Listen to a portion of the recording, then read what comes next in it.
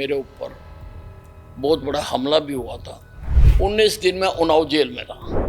ऐलान किया हमारी पार्टी ने कि हम दिल्ली में संघर्ष करेंगे। पुलिस इतनी लगा रखी थी कि वो कहते थे एक आदमी भी दिल्ली नहीं जाने देंगे, लेकिन मैं 200 आदमी लेकर दिल्ली पहुंच गया। चारों तरफ से पुलिस ने मेरे ऊपर लाठियां मारी, बहुत पीटा, मेरा काफी खून निकला, तो मेरे सिर में गिल्टी भी बन गई थी, लाठियां पड़ी थी। मुझे कोविड हो गया था और कोविड भी हाई ग्रेड का हो गया। मुझे डॉक्टर्स ने बता दिया था कि बचने की कोई उम्मीद नहीं है। मैं तो परमात्मा के दरवाजे से वापस आया हूँ।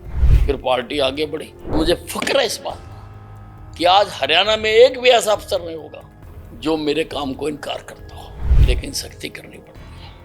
तुलसीदास जी भी कह गए, भय बिन होए न प्रीति। शादी की और विचार नहीं किया आपने कि मैं शादी कर लूं? नमस्कार, हमारी खास पॉडकास्ट सीरीज के अंदर आप सभी का बहुत बहुत स्वागत है। इस पॉडकास्ट सीरीज के माध्यम से हम आपको ऐसी शख्सियतों से रूबरू कराने का प्रयास करते हैं जिन्होंने अपने जीवन में किसी न किसी मुकाम को हासिल किया हो। ये युवाओं के लिए एक ऐसा शो है जिसमें उनको जागरूक होने का मौका मिले। तो हमारे साथ कैबिनेट मंत्री अनिल विज साहब मौजूद हैं। नमस्कार मंत्री जी, बहुत बहुत स्वागत है हमें समय देने के लिए।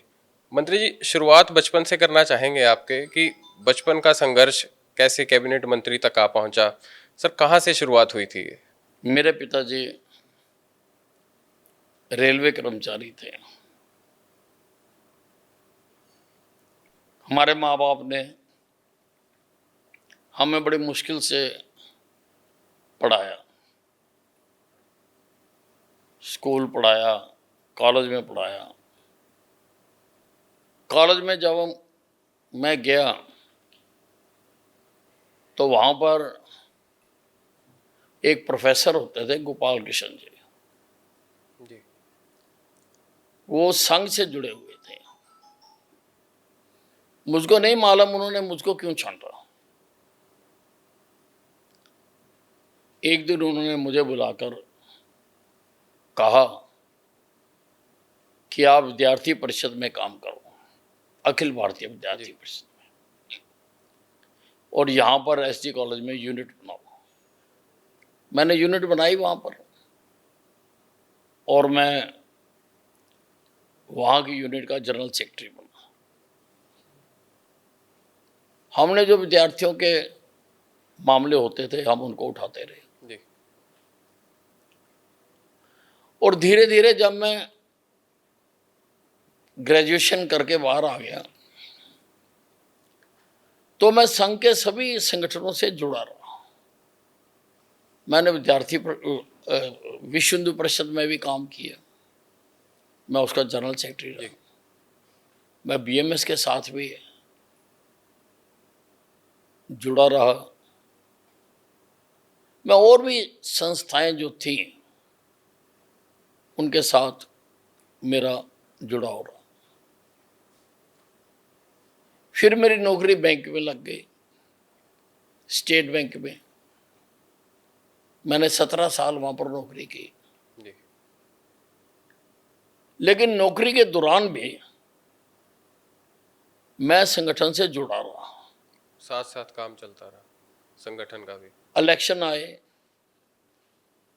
77 का इलेक्शन आया, उसमें हमने काम किया और 77 के इलेक्शन में मेरे ऊपर बहुत बड़ा हमला भी हुआ था।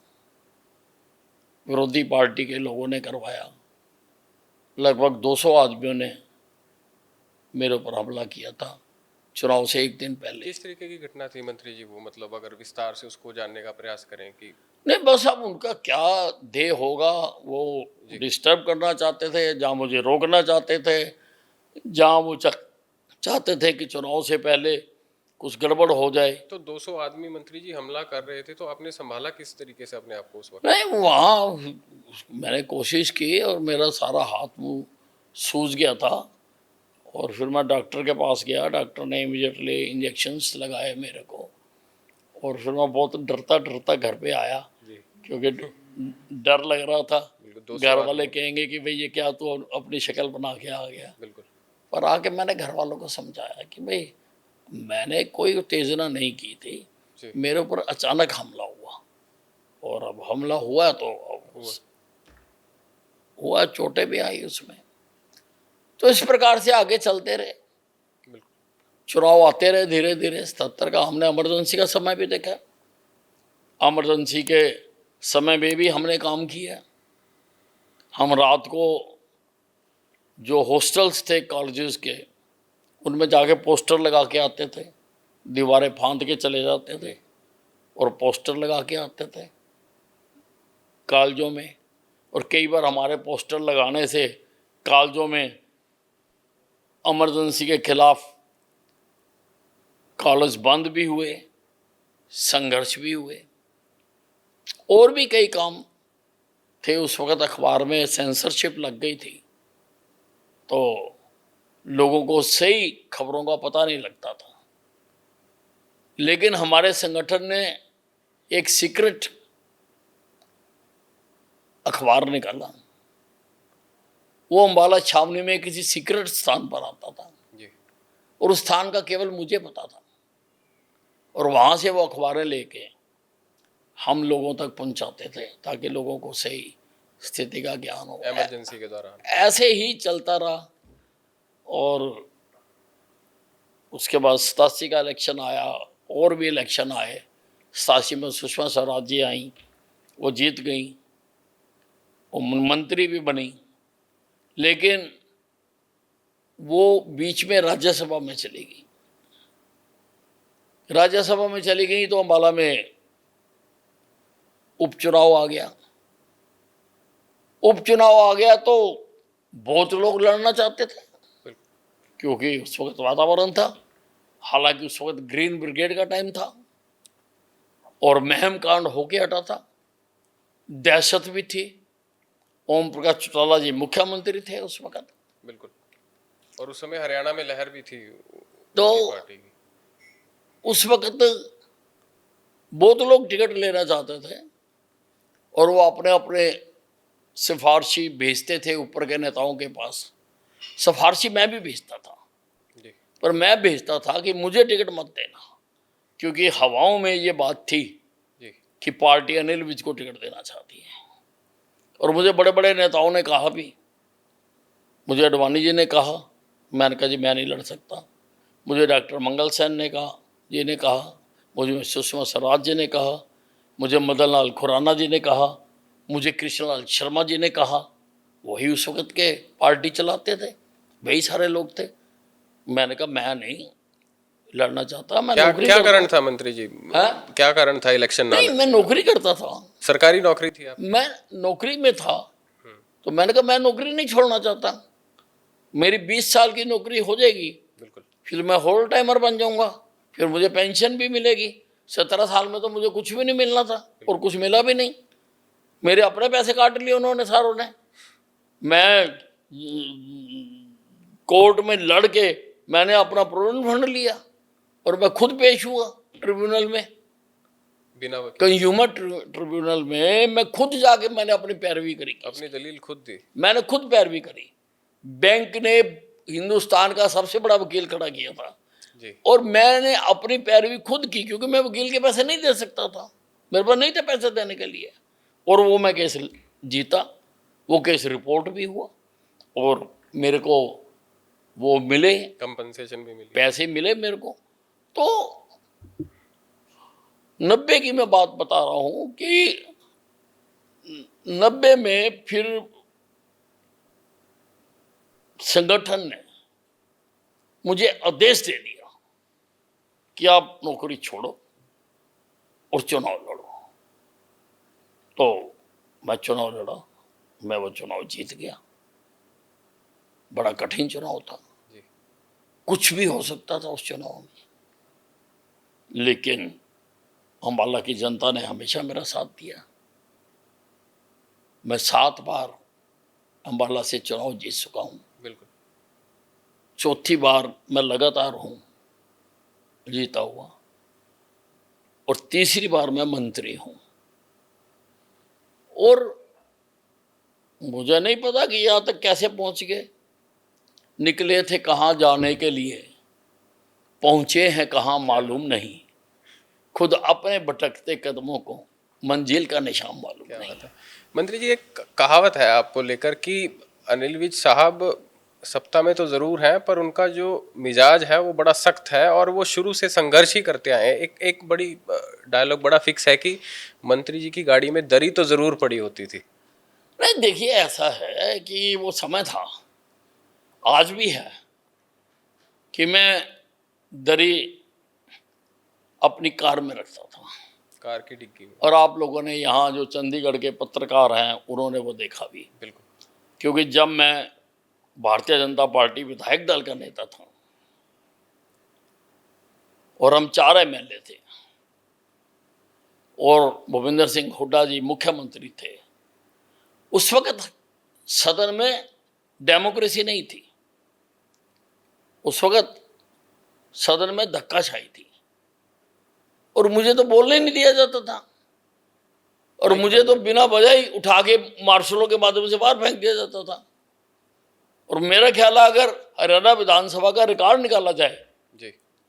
तो सबसे ज्यादा बार अगर किसी को सदन से बाहर निकाला गया है तो मैं अनिल विज है वो। तो जब मुझे बाहर निकाल देते थे तो मैं बाहर दरी बिछा के बैठ जाता था, जो मैंने अंदर कहना होता था वो मैं बाहर कहता था और मैं बैठता था। और वैसे भी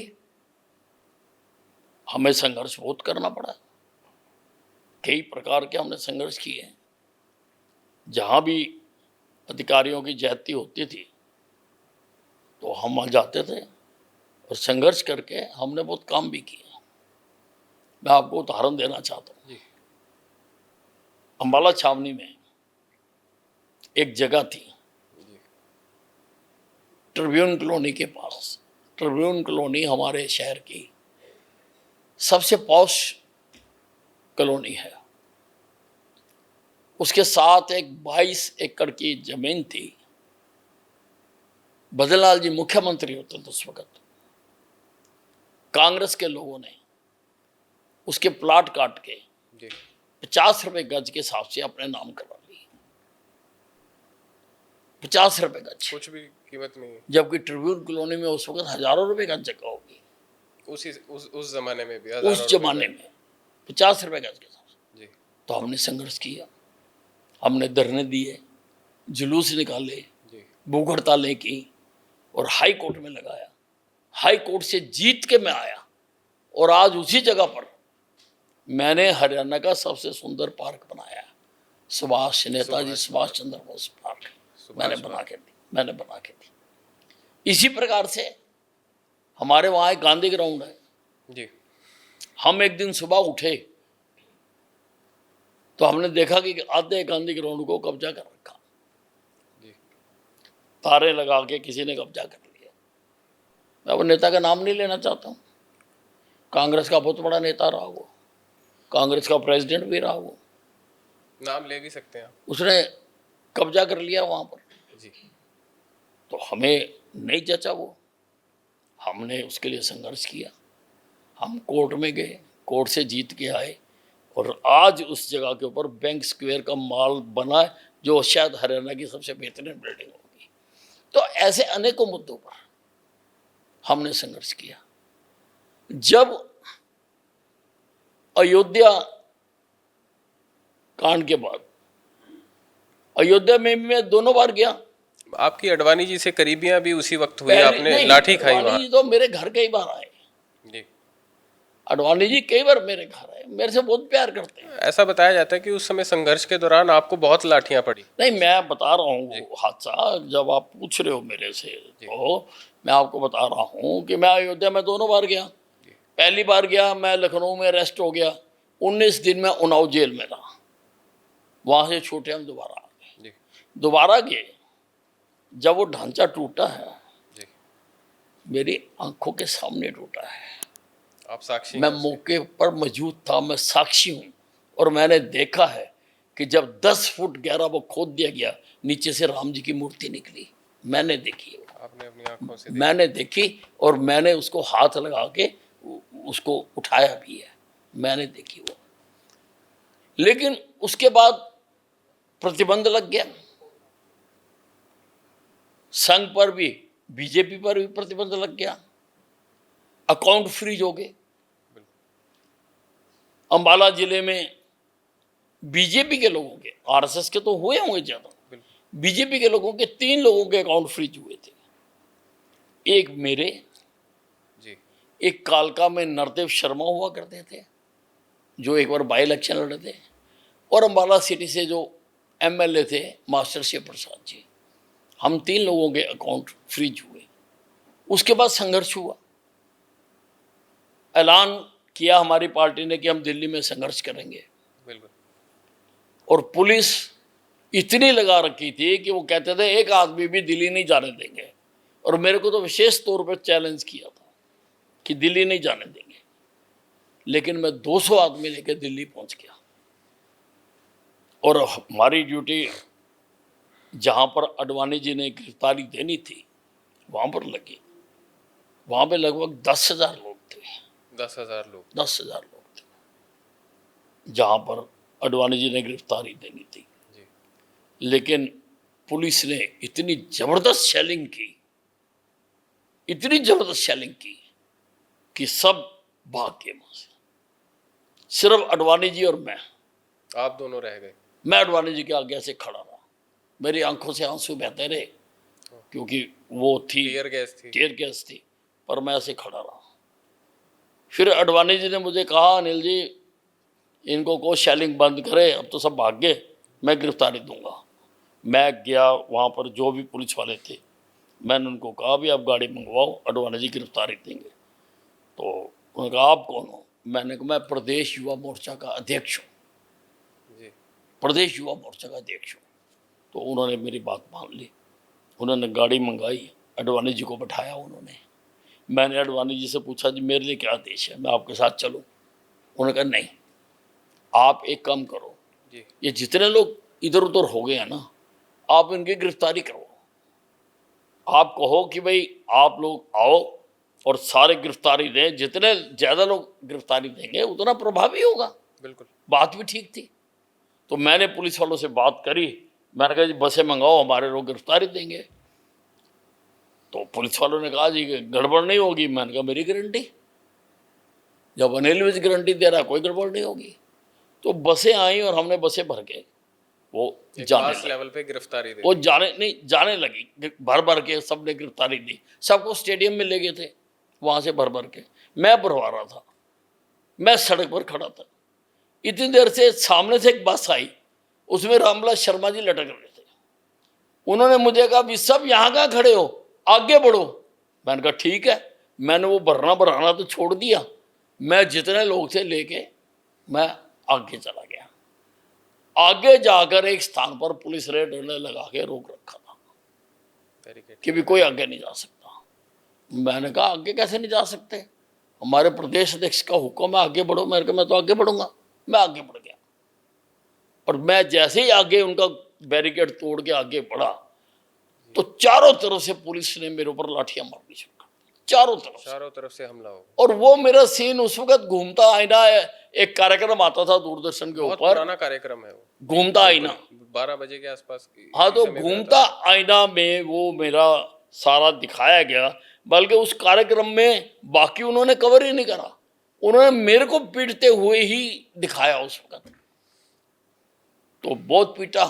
उसी वक्त मेरे साथियों ने पकड़ के आ गए, उससे मेरा काफ़ी खून निकला और मेरे सिर में गिल्टी भी बन गई थी जी। वो 2 साल पहले मैंने ऑपरेशन करवा के। अब 2 साल बाद? अब 2 साल पहले। इतनी पुरानी, मतलब संघर्ष, वो गिल्टी साथ ही चलती आ रही थी संघर्ष के समय से? आ रही थी, वो खून जम गया था, वो खून को फिर वो गिल्टी बन गई, इतनी बड़ी गिल्टी बन गई थी।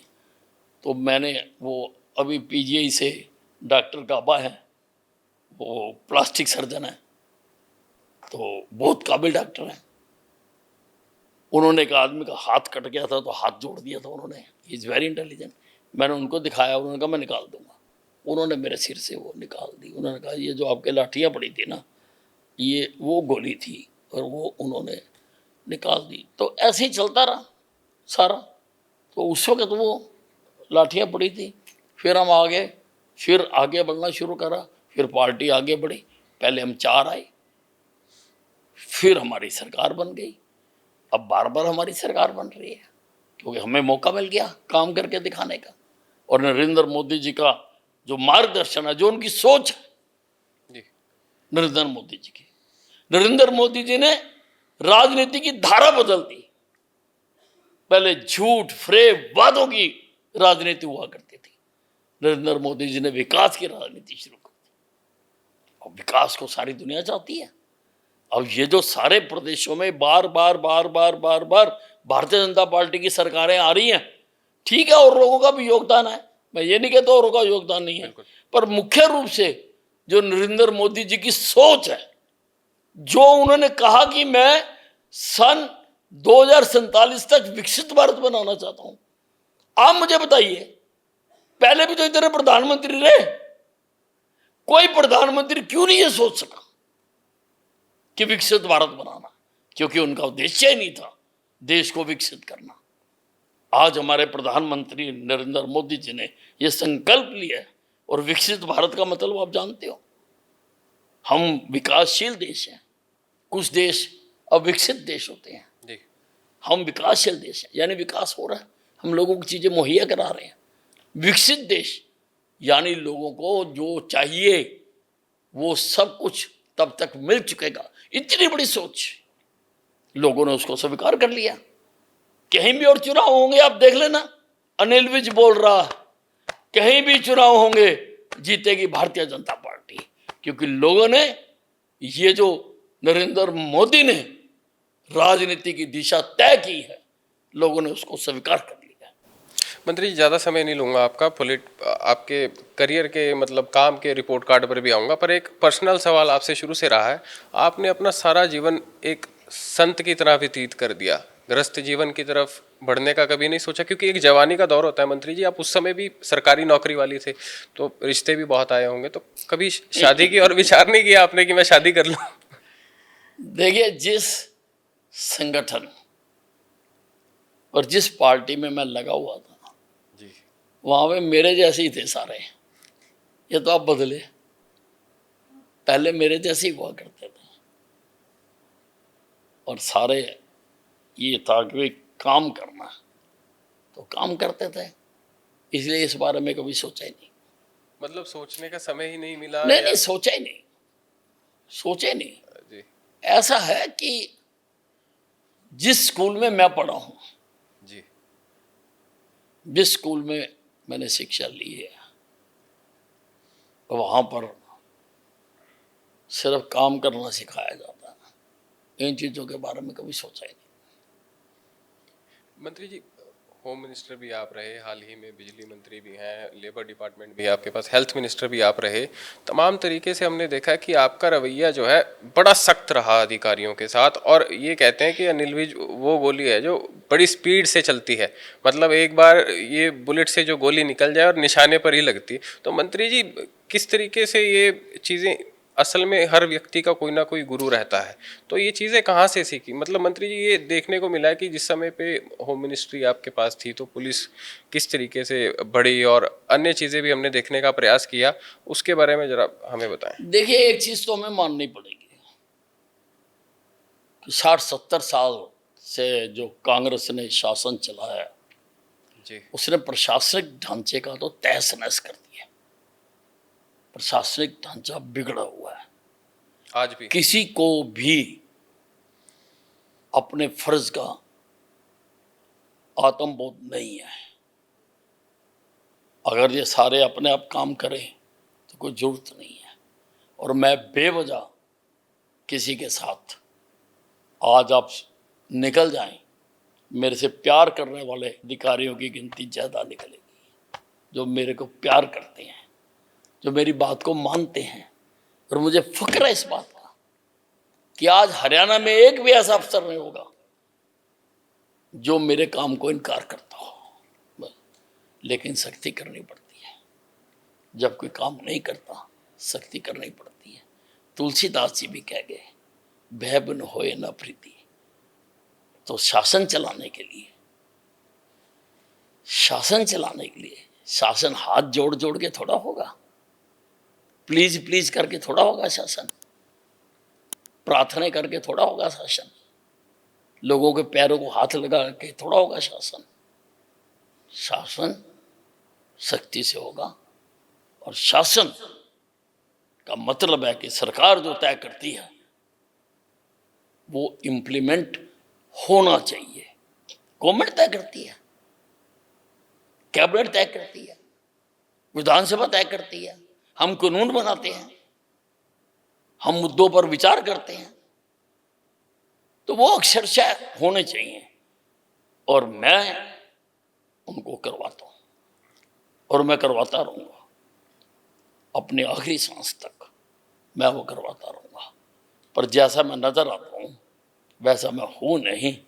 आपको भी ढूंढने की कोशिश कर रहा कि मैं वैसा नहीं हूं। एक तस्वीर आपकी देखी थी मंत्री जी, आप किसी झरने के पास कुर्सी लगाए बैठे थे, ऑक्सीजन सिलेंडर आपके साथ था, ऑक्सीजन आपको लगी हुई थी, और हमने तमाम तरीके से जनता दरबार के अंदर भी देखा कि ऑक्सीजन सिलेंडर लगाए ही जन सुनवाई 2-2 बजे तक कर रहे हैं। तो मंत्री जी, ऐसी कौन सी इमरजेंसी हो गई कि आप अपने स्वास्थ्य को कॉम्प्रोमाइज़ करके जनता दरबार लगा रहे हैं? मतलब अगर स्वास्थ्य ही नहीं रहे तो व्यक्ति किस तरीके से काम करेगा?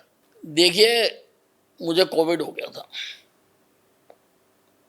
और कोविड भी हाई ग्रेड का हो गया था।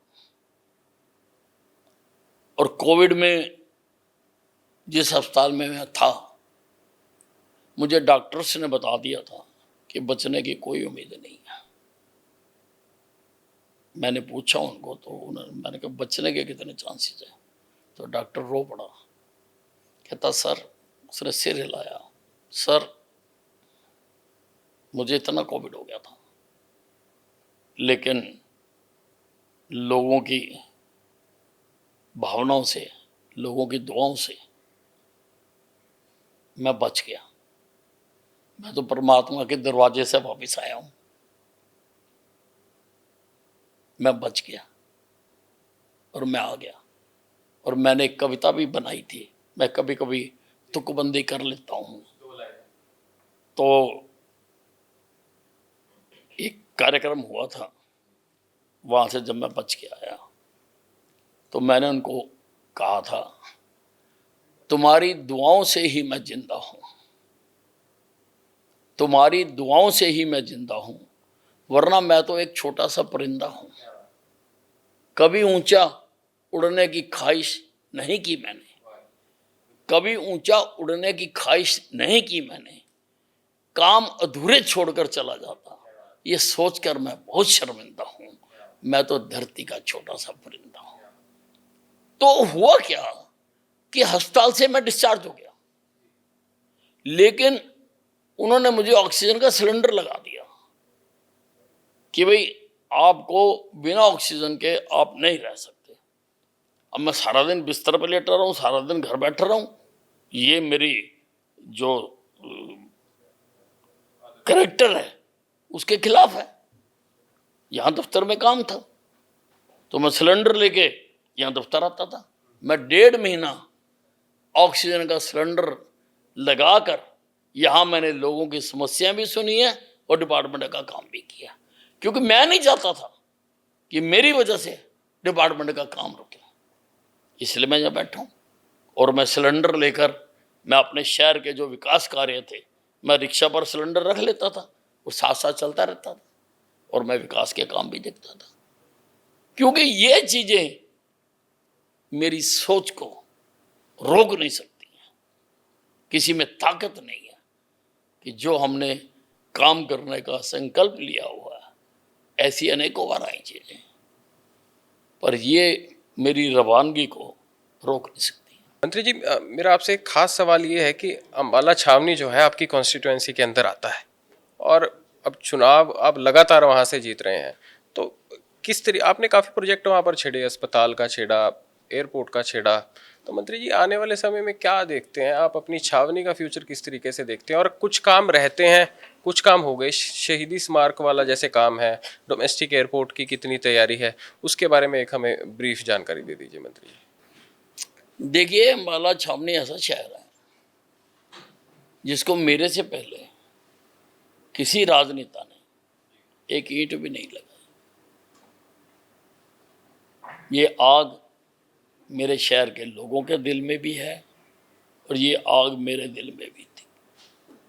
इसलिए मुझे जब जब मौका मिला मैंने अम्बाला छावनी में विकास कराया, सरकारी कॉलेज मैंने बना के दिया, नहरी पानी मैं लेके आया, अनाज मंडी मैंने बना के दी, शहीदी स्मारक मैंने बना के दिया, आर्यभट्ट साइंस म्यूजियम मैं बना के दे रहा हूँ, अम्बाला सब डिवीज़न नहीं थी, सब डिवीज़न मैंने बना के दिया, अम्बाला में एसडीएम सचिवालय मैंने बना के दिया,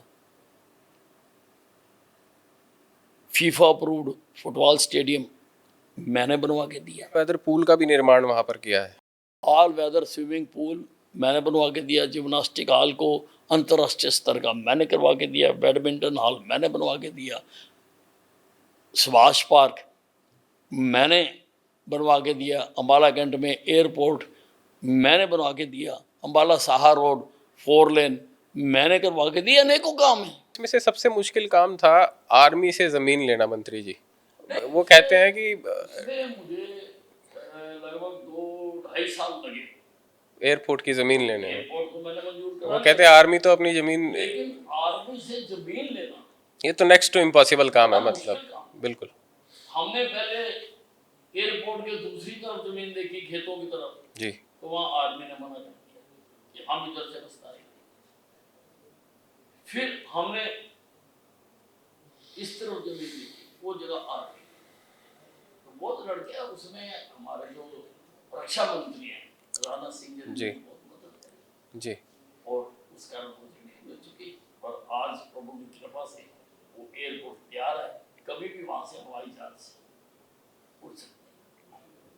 और मंत्री जी, अस्पताल का क्या स्टेटस चल रहा है? अम्बाला छावनी वाला जो अस्पताल है, वहाँ पर कुछ नई डेवलपमेंट्स करने का सोच? अम्बाला छावनी का जब मैं स्वास्थ्य मंत्री बना तो जो वहाँ पर अस्पताल था, जो 70 साल से अस्पताल बना हुआ था, उसकी ओपीडी थी 300।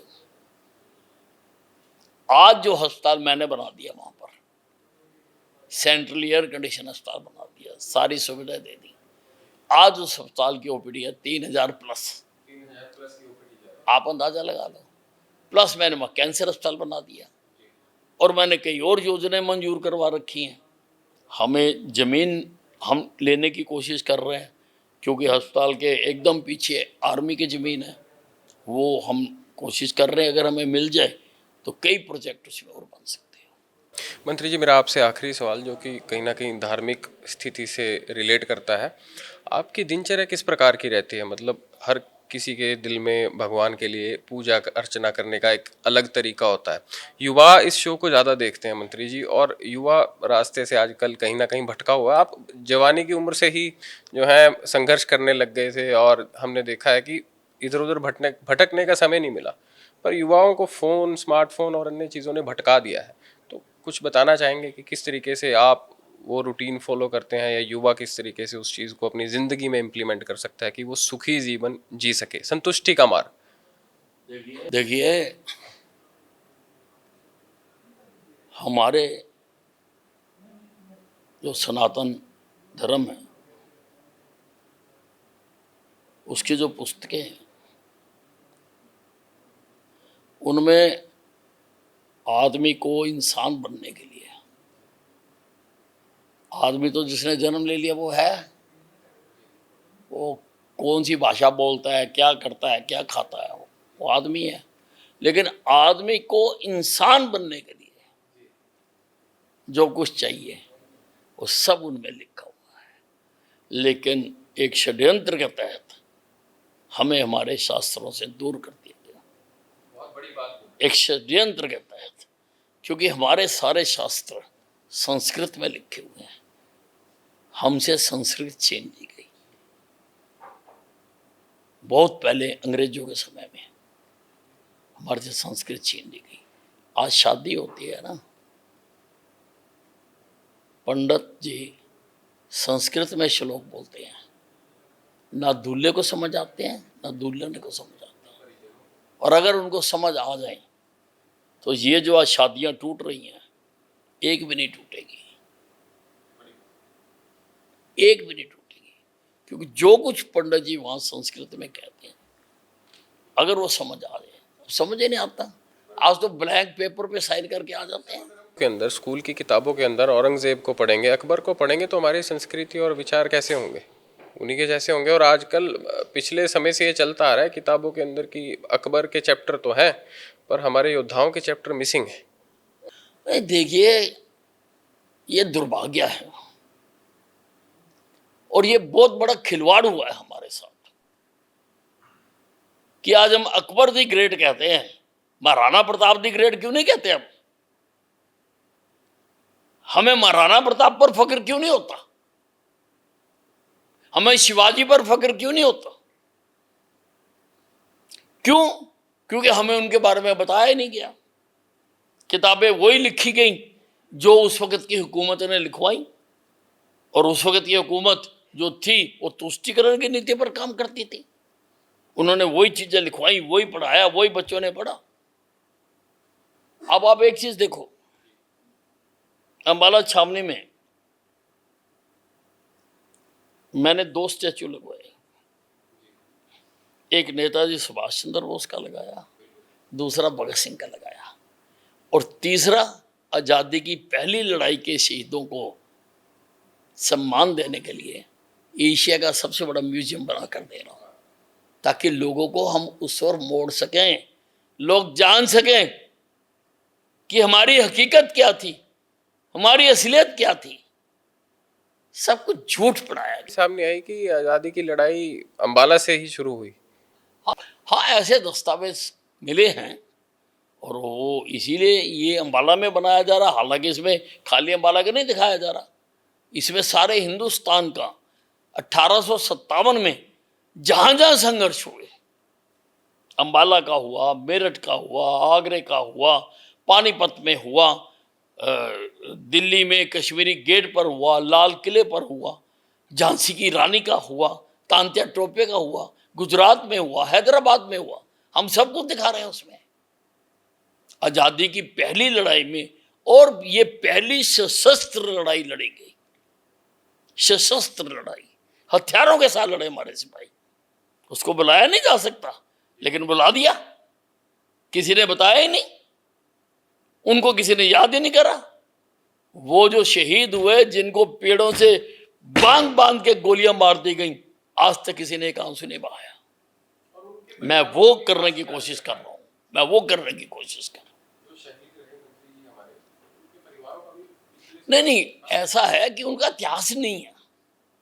अब अंग्रेज ने जिनको पेड़ों से बांधकर गोली मारी, वो जाके किसी किताब में थोड़ा लिखेगा मैंने इस चीज को मार दिया।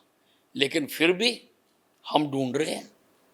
मैंने हिंदुस्तान के टॉप इतिहासकारों की कमेटी बनाई है, वो ढूंढ रहे हैं। लगभग 700 नाम हमने ढूंढ लिए हैं, उनके स्वर्ण अक्षरों में उस शहीदी स्मारक में नाम लिखे जाएंगे। और भी अगर नाम सामने आएंगे, हम उनके भी लिखेंगे। मंत्री जी, मेरा बस आखिरी में आपसे यही है कि कॉन्स्टिट्यूएंसी वासियों के लिए क्या कुछ कहना चाहेंगे? अपने जो आपका एरिया है उनके लोगों के लिए क्या संदेश है, और हमारे युवाओं के लिए आप एक संदेश दे दीजिए। देखिए, चाहे कॉन्स्टिट्यूएंसी के लोग हो, चाहे युवा हो, ये देश हमारा है, इसको संवारना की जिम्मेवारी हमारी भी है। हम जो ये सोच लेते हैं कि सब कुछ सरकार ने करना है, सरकार अपना काम करती है, हमें भी अपना काम करना है।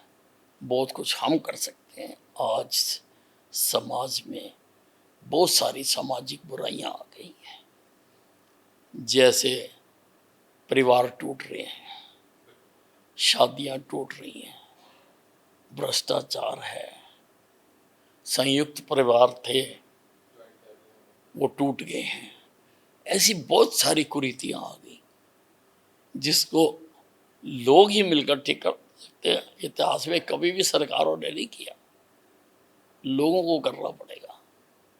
और भी बहुत कुरीतियां हैं जिसके खिलाफ युवाओं को, लोगों को खड़ा होना पड़ेगा और अपने स्थान पर खड़ा हो जाए, खुद खड़े होके काम करें, तो ये देश ठीक हो जाएगा।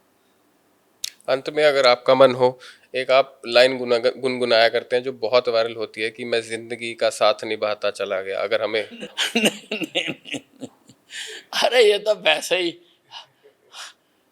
ऐसा जब मित्रों में बैठे होते हैं, माहौल और तरह का होता है, तो उस वक्त और बात होती है।